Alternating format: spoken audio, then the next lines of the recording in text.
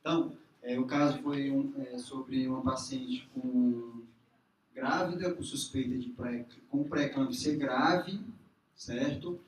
E miastenia graves já diagnosticada. Então, eu vou falar, obviamente, como sempre, de muitas coisas que a gente discutiu, tem algumas coisas que eu guardei para a aula, certo? Então, é um desafio multidisciplinar, então, por mais que seja um domingo, uma madrugada, cabe uma conversa com um especialista sobre a doença, no caso neuro, né? Foi citada aqui a miastenia graves neonatal, né? Que é pelos anticorpos maternos que passam para a criança, e os autores falam que uma observação mínima de 2 dias, apesar de que ela pode demorar um pouquinho para iniciar, e ela pode durar até 4 semanas. A miastenia grave juvenil, 0 a 19 anos, a prevalência de miastenia de uma forma geral de 77 para 1 milhão. Em gestação, esse autor fala de 1 para 68 mil, complicando a gestação, a incidência de complicações de gestação devido a miastenia graves. E a miastenia graves é uma produção de autoanticorpos contra componentes da placa neuromuscular. E existem hoje uma divisão, uma classificação da miastenia graves em relação ao tipo de autoanticorpo, né? O principal é o que a gente mais estuda, o que a gente mais fala, né? Que é o anticorpo anti o receptor de acetilcolina, anti-receptor nicotínico de acetilcolina, né? Que pode ser início precoce, início tardio e relacionado ao timoma. Existe também, e isso é um dado até relativamente recente dentro da literatura médica, que essas antigamente eram consideradas soronegativas, que é o anticorpo antiquinase músculo específica. Essa quinase músculo específica, ela é uma enzima que está junto da placa neuromuscular e ela tem uma função de agregar os receptores nicotínicos de acetilcolina. Então, na realidade, quando ela deixa de existir devido à ativação desse autoanticorpo, a formação desse autoanticorpo, acontece que a placa tem uma menor densidade de receptores e o que faz dela mais grave é que existe uma teoria em que, no caso do anticorpo anti-receptor de acetilcolina, há uma autorregulação em que aumenta a produção de acetilcolina para tentar compensar a diminuição dos receptores. No caso dessa quinase músculo específica, essa compensação deixaria de existir, fazendo com que a chance de o paciente ter sintomas bulbares e ter maior risco de crise miastênica aumente, certo? Na verdade, isso é um dado novo, mas que possivelmente no futuro isso vai fazer diferença na conduta. Além disso, tem um menor efeito dos anticolesteráicos, ou seja, você aumenta a dose e não resolve, né? E, como eu falei, uma menor compensação do aumento de acetilcolina, dos quantos de acetilcolina. E os pacientes estão mais predispostos a sintomas bulbares e crises respiratórias. Além disso, tem os anticorpos anti-LDL e os soronegativos, ou seja, na realidade, o soronegativo é que ainda não foi descoberto como é que é a fisiopatologia. Então, o diagnóstico, todo mundo já conversou, fraqueza muscular, o teste do eletrofônico anticolesterácico, que o paciente tem uma memória em 45 segundos com duração de 5 minutos, mais ou menos, eletromiografia, detecção de anticorpos e fadiga após repetição de potencial. Na verdade, o TOF não deixa de ser uma fadiga, né? A avaliação com o TOF. Mas, no caso, geralmente se faz com a eletromiografia. Bom, então, o curso clínico é o paciente que melhora com repouso, piora com a atividade, sintomas oculares são sintomas mais suaves que geralmente começa o paciente, fadiga ao final do dia e os sintomas bulbares, como disfasia e disartria, que a maioria das lesões trazem como sinais de gravidade, certo? Essa aqui está pequena letra, mas é uma classificação de Osserman que trata do risco de crise miastênica, certo? Quanto maior essa classificação, maior o número, maior a chance de crise miastênica. E a coisa piora quando o paciente tem sintomas respiratórios e sintomas, como eu já falei, bulbares, que são principalmente disartria, disfagia e alteração na mastigação. Bom, lembrar que esses pacientes podem ter doenças coexistentes, como as endocrinopatias, principalmente as tireoidopatias, artrite reumatoides, colite ulcerativa, sarcoidose, que algumas são doenças autoimunes. Bom, então, exacerbação da doença, ou seja, a crise miastênica, Está relacionado a infecções, a estresse, e aí eu queria chamar aqui essa paciente, não precisa, no caso, não precisa nem dizer que ela tem um estresse emocional exacerbado e ainda tem uma cirurgia, né? Um dado que eu achei interessante é que esse autor aqui, no relato de caso 2013, fala que a incidência de crise miastênica pós-timectomia transexternal é de 6 a 34%. Eu achei bastante alta, né? Esse sentido. Bom, então, pode ter associado a crise miastênica a desordens tiroidianas, a radiação, temperaturas extremas, dor, alteração do sono, alterações eletrolíticas, principalmente com sulfato de magnésio. Um dos relatos de caso até fala que foi feito sulfato de magnésio e para tentar reverter o efeito do sulfato de magnésio, fizeram o gluconato de cálcio. Não sei que validade tem disso aí, mas acaba que se você fez depois que teve um parecer do neuro e ele falou para não fazer, eu acho que às vezes até vale a pena fazer o cálcio para tentar antagonizar, mas isso aí é do ponto de vista totalmente empírico, certo? Além de medicações, como foi citado, o Renato até falou, né? A questão se o paciente poderia estar fazendo a coreamnianite e ter começado a aminoglicoside, que é outro fator que pode alterar a transmissão da placa neuromuscular. Bom, então a crise miastênica, aumento da fraqueza muscular com insuficiência respiratória, uma mortalidade que eu achei nesse autor que falei de 5%, até bastante alto também. E o tratamento? Aumentar a dose do anticolinesterásico. E aí eu queria chamar a atenção que eu não quis falar na discussão e realmente os trabalhos, os relatos de casos não trazem essa conduta, mas eu acho que se foi aventado uma suspeita de crise miastênica, a gente mexe muito com o anticolinesterásico. Então poderia ter sido feita uma dose de neostimina, que é o que a gente tem de rotina, até para tentar descartar uma crise miastênica, porque se ela melhorar, seria crise miastênica, quem sabe até não melhorava aquela pressão, né? Colinérgica. Mas nesse caso aqui, cara, a paciente, a suspeita era grande de crise, tanto que a diferença entre crise, vou falar daqui a pouco, que a diferenciação entre crise colinérgica e crise miastênica, às vezes, é contexto terapêutico. Tá certo que a neostimina é uma medicação que dura mais que o hidrofone, eu não tenho acesso ao hidrofone, mas é uma possibilidade. Imunoglobulina, plasmaférese e ventilação mecânica e terapia intensiva, de uma forma geral. Então, essa paciente, eu não sei o quadro da paciente, eu não sei o quadro obstétrico da paciente, mas se houvesse uma possibilidade de esperar por um imunoglobulina ou uma plasmaférese, talvez a paciente tivesse tido benefício. E aí, como o Dimitri falou, a questão da crise colinérgica, que pode mimetizar com fraqueza muscular, a crise miastênica, né, que é uma sobredose de anticolinesterásico. Quem já viu o paciente intoxicado por chumbinho, já viu uma crise colinérgica, né, e pode mimetizar pela fraqueza muscular. E aí esse autor fala que o teste com hidrofone seria o mais adequado para você diferenciar uma da outra, porque o hidrofone tem uma atividade menos duradoura, que é a neostimina. Então, o risco de crise, a gente já discutiu bem, problemas respiratórios prévios, sintomas bulbares que está em todos os artigos de revisão, altas doses de piridoximina, né? Crise miastênica prévia, concentração de anticorpos anti-receptor nicotínico maior do que 100, isso a gente provavelmente não tem acesso, e uma perda sanguínea maior do que 1000 ml. Seriam os fatores de risco que esse autor traz, aqui essa revisão do acta anestesiológico. Esse outro é um relato de caso, que ele traz também uma revisãozinha pequena, e fala coisas semelhantes, sintomas bulbares, a história de crise miastênica, a concentração e a perda de sangue, e ele cita também aquela tabela que eu botei lá no começo, uma tabela baseada na gravidade da miastenia graves, que ele fala do risco de crise miastênica pós-operatória. Ele cita a tabela de Osserman e você faz uma pontuação em que você poderia predizer o risco de crise miastênica pós-operatória.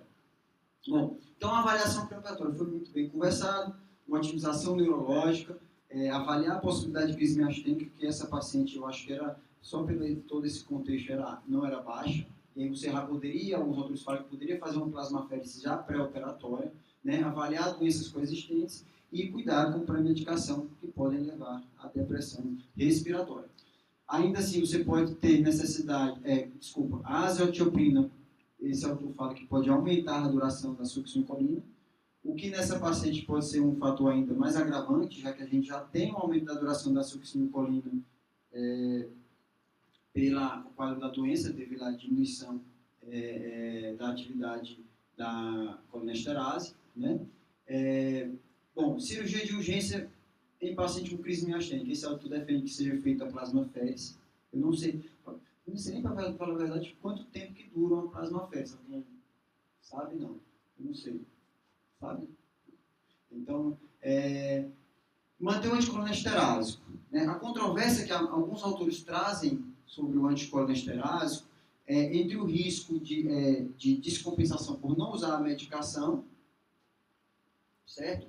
E você tem uma diminuição do efeito do bloqueador neuromuscular.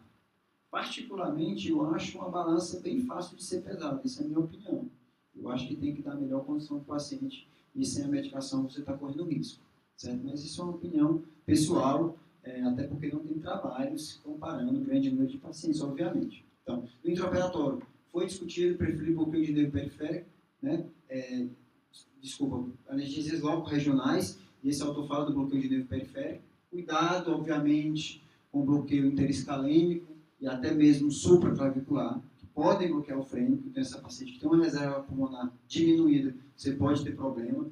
Não raro, eu pego pacientes jovens, assim, às vezes só hipertenso, diabético, você faz bloqueio de nervo frênico, que ele fica ali com a saturação um pouco mais baixa do que a normal quando ele entra, de 97, 98, ele cai para 93, 94. Então, num paciente desse com uma reserva menor, é complicado. Bom, os inalatórios possibilitam não de utilização de bloqueio neuromuscular, mas ao mesmo tempo, se você usar o bloqueio neuromuscular, você tem que lembrar que eles potencializam o efeito bloqueador neuromuscular, né? Inclusive reduzindo o TOF, reduzindo o valor da sequência de 4 estímulos, da razão da sequência de 4 estímulos. A peridural também possibilita o não uso de bloqueador neuromuscular, reduz o uso de opioide, obviamente uma possível depressão respiratória no pós-operatório, e alguns autores questionam a possibilidade, do bloqueio alto piorar a função ventilatória. Eu acho que nesse tipo de paciente, nesse tipo de patologia, o bloqueio tem que ser obrigatoriamente titulado, certo? Dentro das possibilidades clínicas do paciente. Então, você vai titular o bloqueio e você vai evitar esse bloqueio alto e evitar até entrar nessa controvérsia. Anestésicos locais externos a gente não usa de rotina na anestesia, né? Então eles podem ter um aumento de tempo de ação porque eles são metabolizados pela pseudocolinesteráse, que pode estar bloqueada pelos anticolinesteráseos. O intraoperatório. Bom, a maioria dos trabalhos que falam de paciente com miastenia grave tratam da anestesia para timectomia, né? E hoje, com o advento das cirurgias torácicas videoassistidas, certo? Em que há uma necessidade quase que obrigatória do relaxante muscular, certo? Acaba que essa controvérsia tende-se para o uso do bloqueador neuromuscular. Eu tive agora, nessa cirurgia que eu falei, com toracotomia, uma artrodese de coluna de T11, T12, o cirurgião era todo reclamando porque o paciente estava reagindo ao estímulo do bisturi elétrico, só que não podia por causa do potencial evocado. Então, realmente, faz diferença, certo? E é porque não era uma totalmente videoassistida, porque depois eles fizeram a toracotomia. Esse autor sugere aqui uma redução de 50% na dose do bloqueador neuromuscular. Eu discordo de uma taxação. Aliás, e eu concordo que existe uma obrigatoriedade de monitorizar a condução neuromuscular nesse tipo de paciente. Alguns autores falam até de usar o TOF, mesmo sem a utilização de bloqueio neuromuscular, relatando que, principalmente os inalatórios, podem reduzir o valor de T4 sobre T1. E fala também que o Sugammadex veio, de certa forma, facilitar um pouco a reversão do bloqueio, principalmente nesse tipo de pacientes, né? Os inalatórios, eles potencializam mais do que o propofol, o bloqueador muscular, porque eles alteram a cinética do receptor, eles não alteram a resistência da passagem de íon, mas às vezes alteram o tempo de abertura, de fechamento ou de abertura dos canais.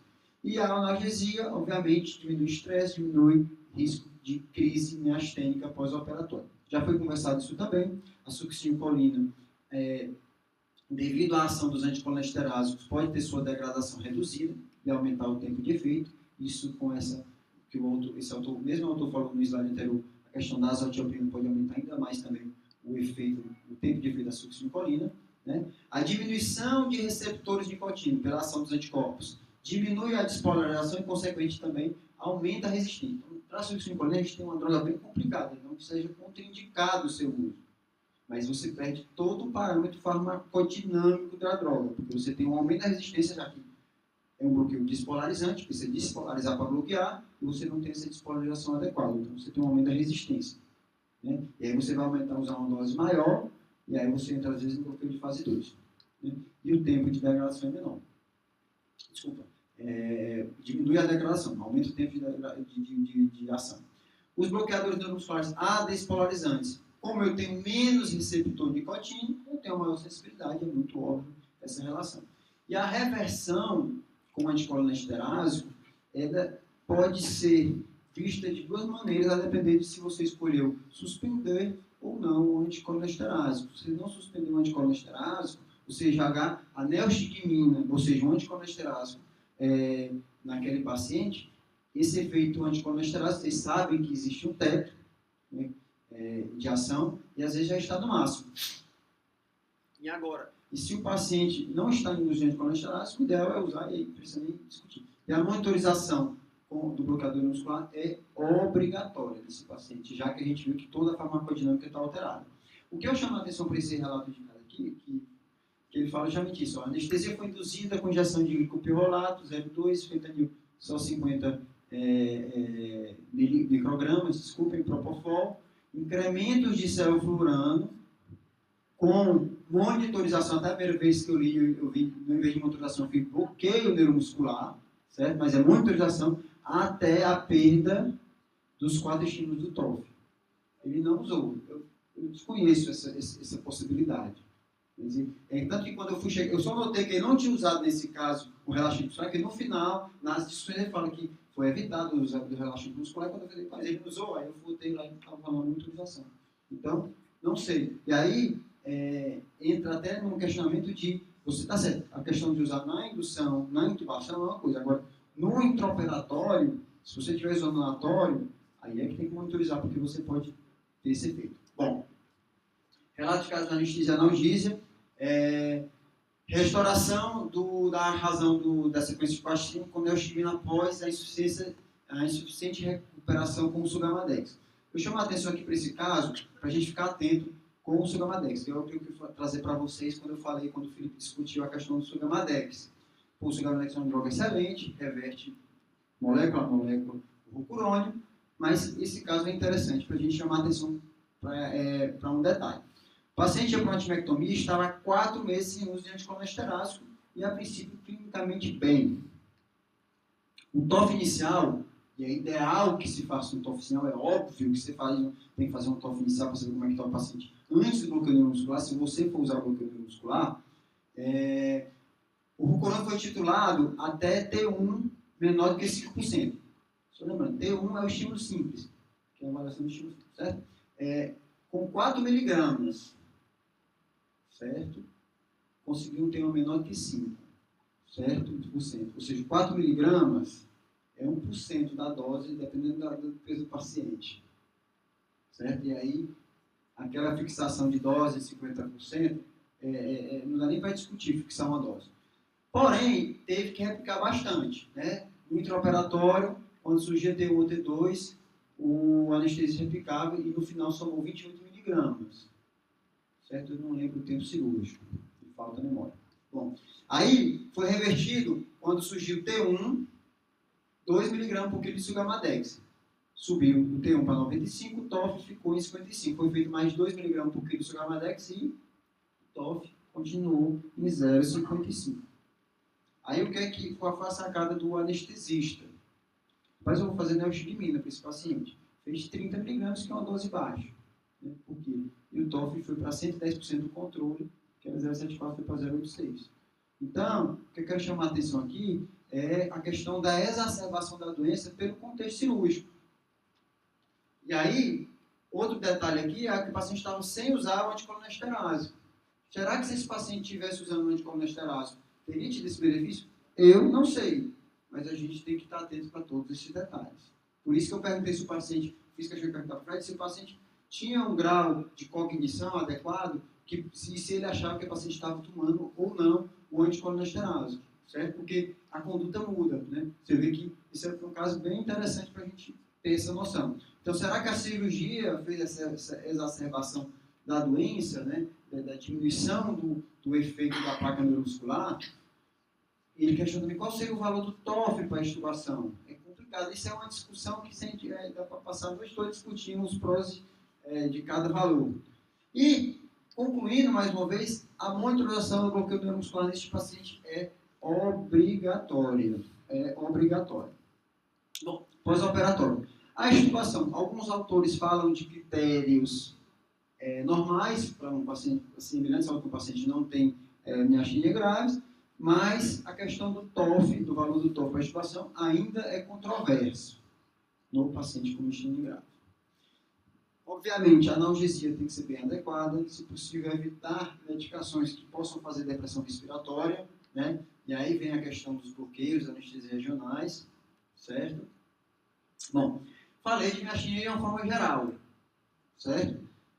Não poderia deixar de voltar um pouco para a questão do caso, que era um caso de obstétrico, de um paciente com miastenia grave e pré-eclâmpsia grave, com possível evolução para síndrome HELP.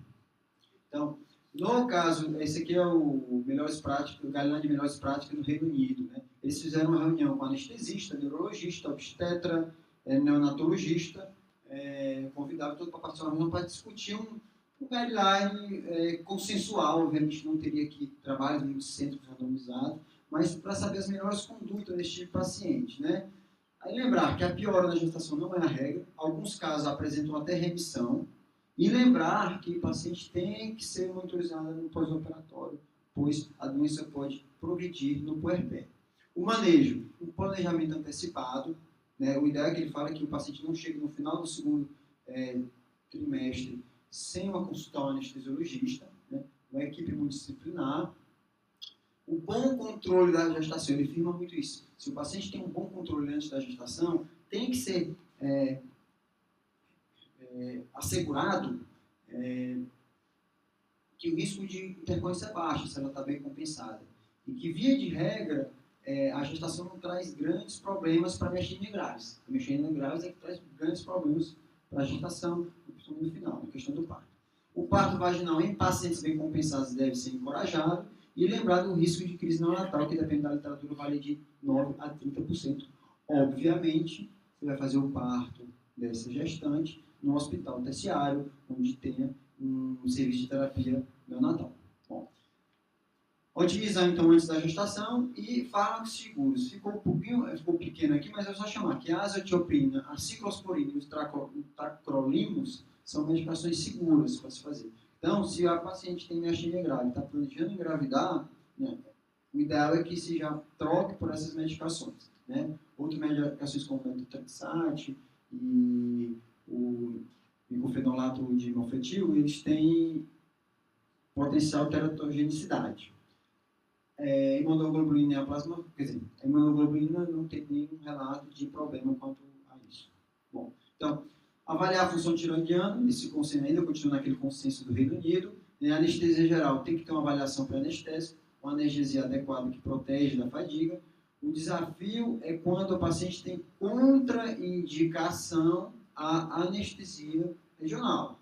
E é por isso que a gente discutiu hoje aqui o caso, e não obrigatoriamente a gente iria chegar num consenso, né? Não tem como. Os caras lá, numa reunião multidisciplinar, lá no Reino Unido, não chegaram assim, falam que isso é um desafio. Então, a gente também é, né? Inclusive, nesse guidelines, ele fala que você pode tentar outros anticonvulsivantes para a profilaxia, se eu não me engano, ele cita até a fenitoína, se eu não me engano. Mas ele fala que se convulsão, você pode até usar o sulfato de magnésio, sabendo das potenciais complicações. Certo? No caso específico disso aí, eu teria que ter sido conversado bem com o obstetra, assim, se tinha indicação, ele tinha com certeza, mas será que aquele momento já era o limite máximo para essa indicação de sulfato de magnésio? Né? Isso é um questionamento a se fazer. Bom, então analgesia pós-parto.